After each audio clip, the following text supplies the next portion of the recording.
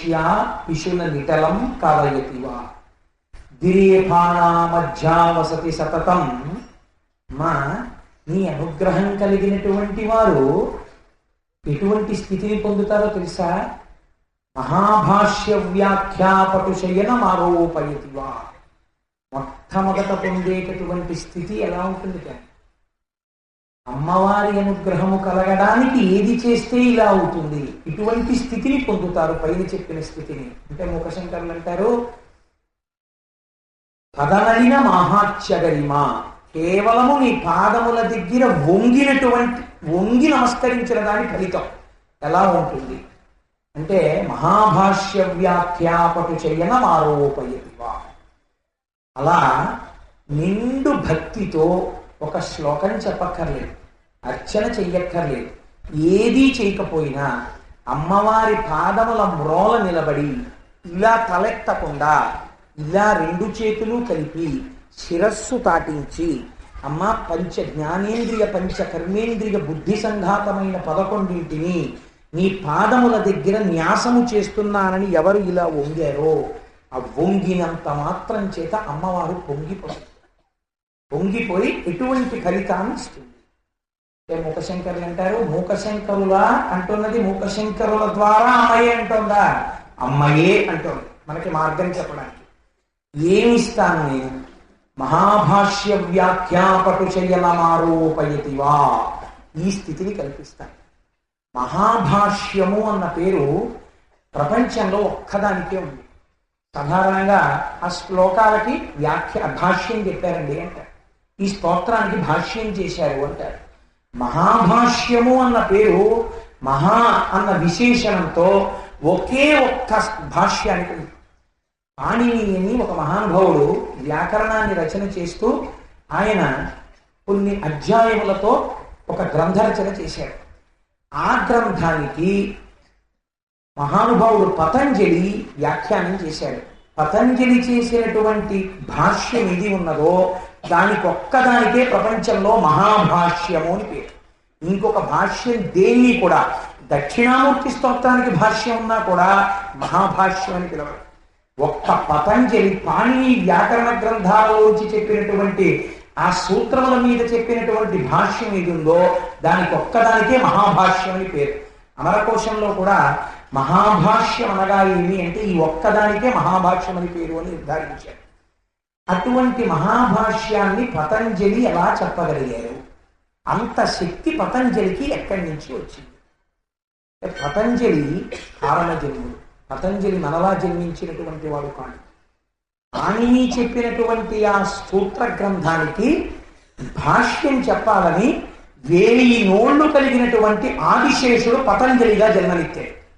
1000 నోళ్లున్నవాడు తన శరీరాన్ని మార్చి మార్చి నారాయణ కైంకర్యమునందు వినియోగించేవాడు, అయ్యవారి పాదుకలయ్యేవాడు, అయ్యవారి గొడుగయ్యేవాడు, అయ్యవారి శయనమయ్యేవాడు. అయ్యవారి కన్నా వెనక పుడితే లక్ష్మణుడిగా రాముడిని రక్షించుకోలేకపోయాను, కష్టాలు రాముడిగా పడ్డాడు, అన్నగారుగా పుడితే నేను పడచ్చని బలరాముడిగా జన్మించిన వాడు ఏ మహానుభావుడు ఉన్నాడో అటువంటి ఆదిశేషుడు 1000 నాల్పులతో మహాభాష్యం చెప్దామని పతంజలిగా జన్మించాడు. ఇంత పతంజలిగా ఆదిశేషుడు జన్మించిన మహాభాష్య ప్రక్రియ ప్రారంభం చేయవలసి వస్తే కదలలేదు. ఏం చెయ్యాలి అని ఆలోచించాడు. అమ్మవారి పాదముల దగ్గరికి వెళ్ళి నమస్కరించాడు. అమ్మా, నేనా మహాభాష్యం చేసేవాణ్ణి, నీ అనుగ్రహం కలగాలి, నేను మహాభాష్యం చెయ్యాలి కనుక తల్లి నీ అనుగ్రహంతో నేను మహాభాష్యం చెప్తాను. మహాభాష్యము చెప్పినవాడు పతంజలి అన్న పేరు సృష్టిలో నాకొక్కడికే ఉండిపోవాలి. అటువంటి ఖ్యాతి నాకిచ్చుట కొరకు అమ్మా నీవు అనుగ్రహించవలేను అన్నాడు. అమ్మవారు అనుగ్రహించింది. పతంజలి నీ చేత మహాభాష్యం చేయబడుతుంది. ఆ పతంజలి మహాభాష్యం చేశాడు. అమ్మవారి అనుగ్రహం లేనిదే నోట మాట ఒక్కటి పలకలేడు. అందుకే ఆవిడికి వాగ్వాదిని, వామకేశి, భక్తిమండలవాసిని. మూలాధారం దగ్గరైనటువంటి కదిలినటువంటి వాయువు పైకి వస్తూ నోటి దగ్గరికి వచ్చేటప్పటికి ఎంతంత పాళ్ళు ఎలా నొక్కబడాలో అలా నాలుక చేత నొక్కబడి లోపల ఉండేటటువంటి భావము భాషగా మారడానికి వీలుగా గాలి నాలుక చేత నొక్కబడినప్పుడు సొట్టలు పడి అక్షరములుగా మారి అక్షరములు పదములై పదములు వాక్యములై నాలో ఉన్న భావాన్ని మీకు అందించడానికి బయటికి రావాలంటే పరా పశ్యంతి మధ్యమ వైఖరి రూపంలో వాగ్రూపంగా ఉండేటటువంటి ధార అమ్మవారి. కనుక ఆ అమ్మవారి అనుగ్రహం లేకుండా చెయ్యగలరా? చెయ్యలేరు. లలితా సహస్రనామ స్తోత్రానికి భాష్యం చేస్తాను, వ్యాఖ్యానం చేస్తానని విద్యారణ్యుల వారంతటి వారు, అపర శంకరాచార్యుల వారిని పేరైనది, విద్యారణ్యులంతటి మహాపురుషుడు సంకల్పం చేశారు. అమ్మవారు కనపడింది, నువ్వు లలితా సహస్రనామ స్తోత్రానికి భాష్యం చెయ్యడానికి వీలు. అమ్మా అదేంటమ్మా నాకు ఆ అనుగ్రహం ఇవ్వవా అన్నారు. కుదరదు, నీకు ఇవ్వాలి. కారణం నీకు నాకు తెలియక్కర్లేదు. కాబట్టి అమ్మవారు అనుగ్రహించలేదని మానేశారు. కానీ కొన్నాళ్ళ తర్వాత ఆయనకి ఆ కోరిక తీవ్రమైంది. అమ్మవారు నన్ను అనుగ్రహించకపోతే ఇంత పాండిత్యం ఉంది, నేను ఎందుకు చెప్పలేను లలితా సహస్రానికి వ్యాఖ్యానం అని లలితా సహస్రనామ స్తోత్ర వ్యాఖ్యానం చేయడానికి సంకల్పం చేసి కూర్చున్నాడు. కళ్ళు కనపడడం మానేసి చీకటి అయిపోతే అమ్మవారిని స్తోత్రం చేసి అమ్మ నేను చెయ్యని వ్యాఖ్యానం అంటే అప్పుడు మళ్ళీ ఆయనకి దృష్టి వచ్చింది. భాస్కరరాయల వారిని అమ్మవారికి గొప్ప భక్తుడు, ఆయన కోరుకోలేదు. అమ్మవారు ఆయన దగ్గరికి వచ్చి నువ్వు లలితా సహస్రానికి భాష్యం చెప్పు. ఆయన అన్నారు, అమ్మ రుణగ్రస్తుడైన వాడు లలితా సహస్రానికి వ్యాఖ్యానం రాయడానికి వీల్లేదు, నాకు అప్పులు ఉన్నాయమ్మా, నేను ఎలా రాస్తానన్నా. నువ్వు మొదలు పెట్టవా, నేను తిరిగి చెప్పానన్నా. ఆయన వెళ్ళి ఘంటం పట్టుకుని కూర్చునేసరికి ఎవరి దగ్గర అప్పు పుచ్చుకున్నారో వాళ్ళకి అప్పు తీర్చేస్తే వాళ్ళు అప్పు తీర్చబడినది అని సంతకం పెట్టిచ్చేసినటువంటి ప్రోనోట్లు అక్కడ ఉన్నాయి. అమ్మవారి ఆ అప్పు తీర్చి భాస్కరరాయల వారి చేత భాష్యం చేయించింది. చేయిస్తుంటే గంగానదిలో ఉండేటటువంటి గంగానదీ తీరంలో తపస్సు చేసుకునేటటువంటి పండితులకి అనుమానం వచ్చింది. భాస్కరరాయల వారు ఎలా చెప్తారు, మహాచతుషష్ఠి కోటి యోగిని గణసేవిత అని ఒక నామం. 64 కోట్ల మంది పరివార దేవతల చేత అమ్మవారు నిరంతరము ఆరాధన చేయబడుతుంటుంది. ఆ 64 కోట్ల మంది దేవతల యొక్క పేర్లు చెప్పమని అడిగారు భాస్కరరాయల గారు. అడిగితే భాస్కరరాయల గారు అన్నారు, మీకంత వినామం ఉంటే ఇందురు కానీ ఇవాళ సాయంకాలం స్నానం చేసి సంధ్యావందనం చేసుకుని గంగ ఒడ్డుకి వెళ్ళి చెప్తానన్నారు. వాళ్ళందరికీ ఒక పెద్ద ఆయన ఉండేవారు, మహానుభావుడు కుంకుమస్వామి గారిని పిలుస్తుండేవారు. ఆయన దగ్గరికి వెళ్తే మీరు భాస్కరరాయల వారిని అడగడం ఏమిట్రా, ఆయన శక్తిని తక్కువగా అంచనా వేస్తున్నారు, మీరు వెళ్ళండి చూపిస్తారన్నారు. అందరూ సంధ్యావందనం చేసుకుని గంగ ఒడ్డుకు వచ్చి కూర్చున్నారు. భాస్కరరాయల వారు అమ్మవారిని స్తోత్రం చేశారు. 64 కోట్ల మంది దేవతలు ఆకాశంలో నిలబడి ఎవరి యొక్క చరిత్ర వాళ్ళు చెప్పుకోవడం మొదలెట్టారు. ఈ పండితులందరూ ఆశ్చర్యపోయి నమస్కారం చేసి భాస్కరరాయల వారి కాళ్ళ మీద పడ్డారు. అమ్మవారి అనుగ్రహం కలిగితే ఒక మూగివాడు భాష్యం చెప్పగలడు. అందుకే పోతనామాచ్యుల వారంతటి మహానుభావుడు కృష్ణ కథకి వ్యాఖ్యానం చేయవలసి వస్తే, భాగవతాన్ని ఆంధ్రీకరించవలసి వస్తే అది జ్ఞానపు పుట్ట భాగవతం. అమ్మలగన్నయమ్మ ముగురమ్మల మూలపుటమ్మ చాలా పెద్దమ్మ సురారులమ్మ కడుపారడి బుచ్చినయమ్మ తన్ను లూలమ్మిన విరుపుటమ్మల మనంబున ఉండెడి అమ్మ దుర్గ మాయమ్మ కృతాబ్దినిచ్చుట మహత్వ కవిత్వ పటుత్వ సంపద. అమ్మ నువ్వు అనుగ్రహిస్తేనమ్మా నేను రచన చేయగలను అంటే తీసుకెళ్లి చెయ్యి శంకరుడి చేతిలో పెట్టింది. వాలిన భక్తి మిచ్చడల వారిత తండవకేలికి దయాశాలికి శూలికి శిఖరిజా ముఖపద్మ మయూఖమాలికి కపాలికి అని అప్పుడు శంకరుణ్ణి స్తోత్రం చేసి మహానుభావుడు శ్రీకైవల్య పదంబు కోరు చేరుటకుని చింతించదం లోకరక్షైకారంభకు భక్త పాలన కళా సంరంభకున్ దానవోద్రేక స్తంభకు కేలిలోల విరస దృగ్జాల సంభూత నానా కంజాత భవాండ కుంభకు మహానందాంగనా డింబకు. కృష్ణ కథ లేదు ఆయన, మహానందాంగన డింబకుడి కథ చెప్తాన్నారు. ఎవరా మహానందాంగన? ఖడ్గమాలలో చెప్తారు, మహానందమయీ అమ్మవారు. మహానందాంగన డింబకుడు కృష్ణుడేలా అయ్యాడు? నక ఆ శరాం గుడిన కోత్పన్న నారాయణ దశాకృతి. అమ్మవారు ఇలా అంటే దశావతారాలు వచ్చాయి. కాబట్టి కృష్ణుడు ఎవరి కొడుకు? అమ్మవారి కొడుకు. మహానందాంగన డింబకున్. అమ్మ నీ కొడుకు కథ చెప్పడానికి నీ అనుగ్రహం ఉండాలంటే రాయోపోతానా అందంతే అమ్మవారు. అంతే. అక్కడక్కడ అనుమానం వస్తే పలికెడిది భాగవతమట పలికించు విభుండు రామభద్రుండట నే పలికిన భవహరమగునట పలికెట వేరుండు గాథ పలుకటనేలా. రాజశ్యామల పురుష రూపాన్ని ధరిస్తే కృష్ణుడు, రామచంద్రమూర్తి స్త్రీ రూపాన్ని ధరిస్తే లలిత. అందుకే లలిత రామ వీళ్ళిద్దరూ అపారమైన ఆకర్షణ. రాజశ్యామల కృష్ణ ఇద్దరు గొప్ప ఆచార్యతత్వం మీకు జ్ఞానబోధ చేస్తారు. కనుకనే అమ్మవారి అనుగ్రహంతో పోతన గారు మహాభాగవతాన్ని ఆంధ్రీకరించగలిగారు. అసలు మీకు ఒక రహస్యం చెప్పేస్తున్నాను, ఎక్కువ సమయం లేదు కాబట్టి అది పూర్తి చేసేయడానికి ఆ మొదటి పాదాన్ని. అసలు సంస్కృతంలో మీకు ఎంత వాంగ్మయం ఉన్నదని మీరు అనుకుంటున్నారో ఆ వాంగ్మయం అంతా 32 అక్షరాల్లోంచి వచ్చిందంతే. ఆ 32 అక్షరాలనే మాతృకావర్ణములు అని పిలుస్తారు. అవే ఆ, ఈ, ఉ, అరు, అలు, ఆ తర్వాత క, ఖ, గ, ఘ, ఇఞ, చ, ఛ, జ, ఝ, ఇ, ట, ఠ, డ, ఢ, న, త, థ, ద, ధ, న, ప, ఫ, బ, భ, మ, ఆ తర్వాత స, హ అంతే. ఇవే 32 అక్షరాలు. ఇవే మాతృకావర్ణాలు అంటారు. ఇప్పుడు ఏ లేదు కదండి మీకు అనుమానం రావచ్చు. ఆ ప్లస్ ఈ ఏ, ఈ అక్షరాలే కలిసి కొత్త అక్షరాలు వచ్చేస్తుంటాయి. మీరు ఈ ప్రపంచంలో ఎంత వాంగ్మయం ఉందని అనుకుంటున్నారో ఆ వాంగ్మయం అంతా కేవలం ఆ 32 అక్షరాలతోటే వచ్చింది. ఈ 32 అక్షరాలు అమ్మవారి యొక్క దంత పంక్తి అయి ఉంటుంది. అందుకే అమ్మవారి గురించి చెప్తే శుద్ధ విద్యాంకురాకార ద్విజపంక్తి ద్వయోజ్వల అని ఆవిడికి నామం. 32 మాతృకావర్ణాలు అమ్మవారి యొక్క పళ్ళై ఉంటాయి. ఎవరైనా భగవంతుడి గురించి ఒక స్తోత్రం చెప్పినా, భగవంతుడి గురించి రచన చేసినా అమ్మవారి యొక్క అనుగ్రహము కలిగి, ఆ మాతృకావర్ణముల అనుగ్రహము కలిగి వాడు వ్యాఖ్యానం చేశాడు. అందుకే ఆ భాష అక్షరములు పలకగలిగాడు. 2 రచన చేయగలిగాడు. కాబట్టి వాంగ్మయం ఎంత ఉందని మీరు అనుకుంటున్నారో ఆ వాంగ్మయం అంతా అమ్మవారి యొక్క దంత పంక్తి రూపమే, అమ్మవారి మాతృకావర్ణ రూపమే. అందుకే చంద్రశేఖర బ్రహ్మచారి స్వామి ఒక మాట అంటుండేవారు, ఈ సమస్త ప్రపంచములోని వాంగ్మయ రూపమంతా నా తల్లి జగదంబయే అంటుండేవారు. కాబట్టి ఇంత వాంగ్మయము అమ్మవారే అయితే ఆ వాంగ్మయాన్ని చదవగలిగినటువంటి ప్రజ్ఞ అమ్మవారే. మీకు 100 రోజులు చెప్పాను, కామకోటి అన్న పేరు కంచిలో ఎందుకు వచ్చింది? కామకోటి అంటే ఇహమునందున్న సమస్త సుఖ శబ్ద స్పర్శ రస రూపగంధముల చేత ఎన్ని కోట్ల సుఖములు అనుభవింపబడుతున్నాయో అన్ని సుఖముల యొక్క కోట్ల సంఖ్య చేత చెప్పబడినటువంటి ఇహలోక నియతి కామకోటి, పరలోక నియతి కామకోటి, మోక్షకోటి కామకోటి. ఇన్నిటిని కలిపి ఒక మూర్తి ధరిస్తే కామాక్షి అమ్మ జగదంబ. కాబట్టి ఇప్పుడు ఏ తల్లి అనుగ్రహంతో వచ్చింది ఇదంతా? ఏ తల్లి అనుగ్రహం ఉంటే చెప్పినటువంటి విషయం అంత సార్థకత చెందుతుంది. శంకరులు అంటారు సౌందర్యలహరిలో, శరజ్యోత్సనా శుద్ధాం శశీత జటాజూటమకుటాం వరత్రా సత్రాణ స్ఫటిక ఘుటికా ప్రస్తుతకరాం సగురున్నత్వా నత్వా కథయతి అని ఆ మధుక్షీరద్రాక్ష మధురి మధురీనా ప్రణితయ.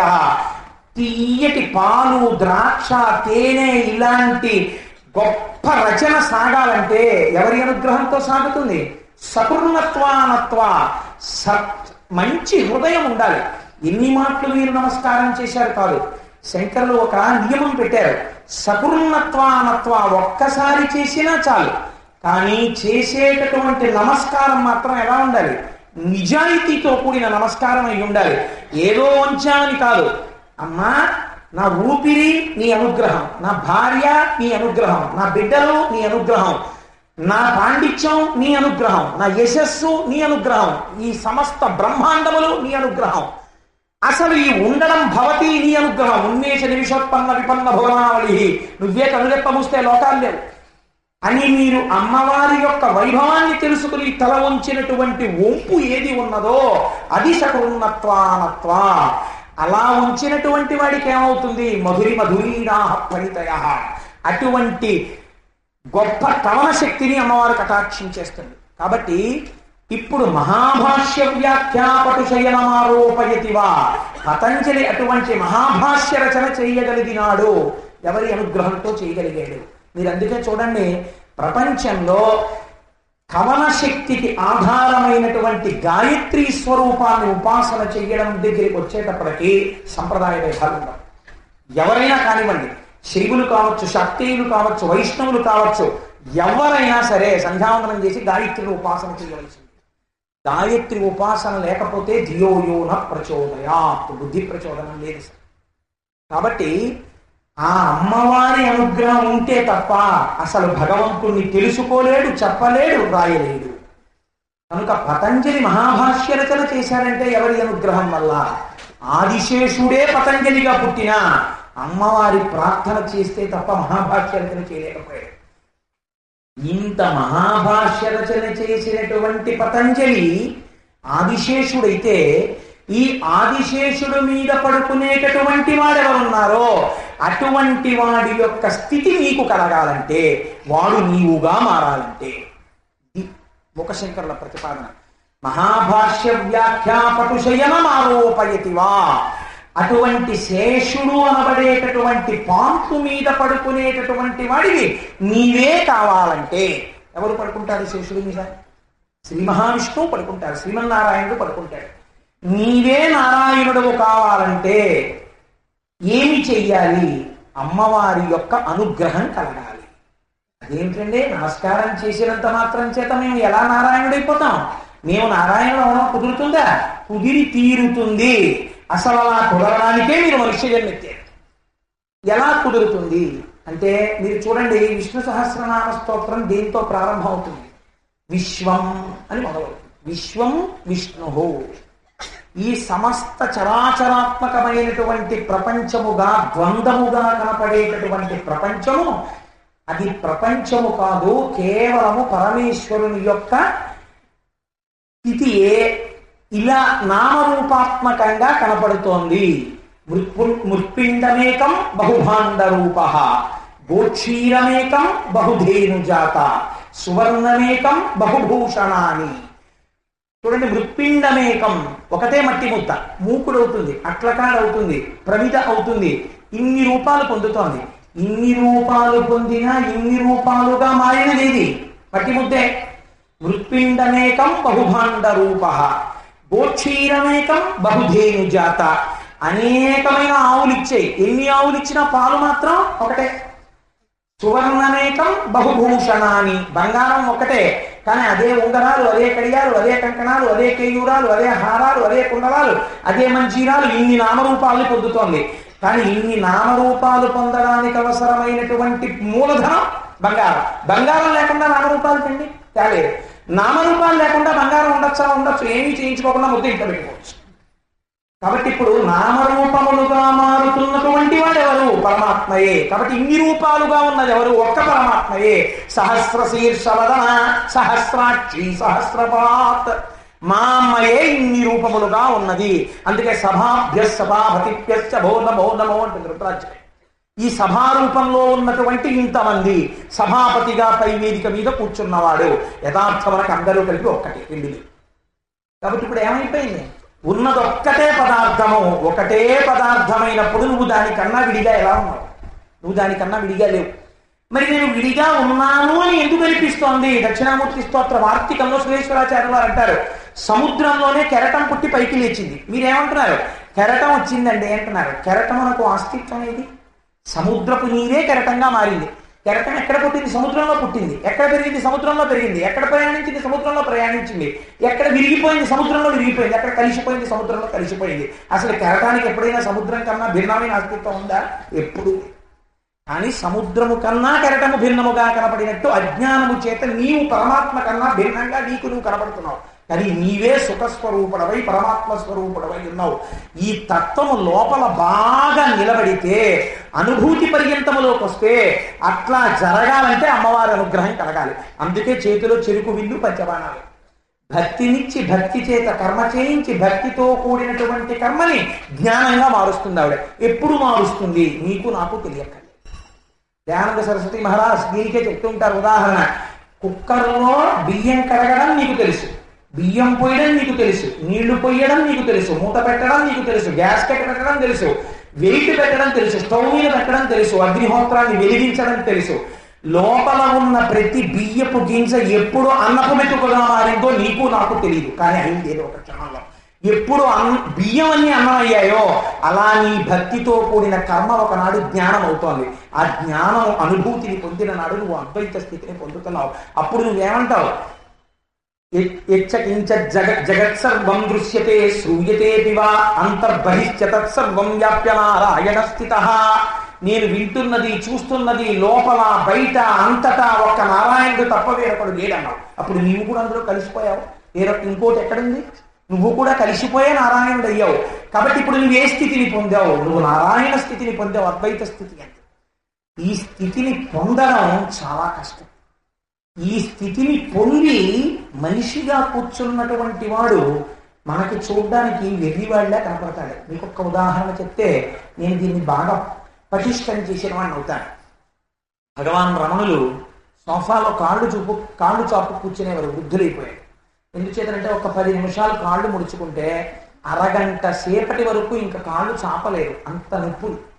అందుకని ఆయన కాళ్ళు చాపు కూర్చునేవారు. ఐరోపా దేశం నుంచి కొంతమంది విదేశీ వనితలు వచ్చారు ఆయన దర్శనానికి.